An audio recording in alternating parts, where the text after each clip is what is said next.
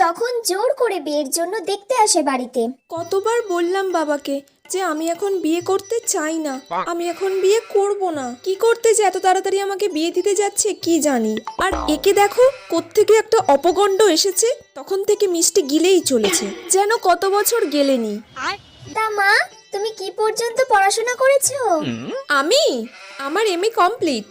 আচ্ছা, তুমি তোমার নাম আর তোমার বাবার নামটা একটু লিখে দেখাও তো। আমার নাম লিখে দেখাবো, বাবার নাম লিখে দেখাবো? আমি এমএ কমপ্লিট করেছি, আমি আমার নাম আমার বাবার নাম লিখতে পারবো না নাকি?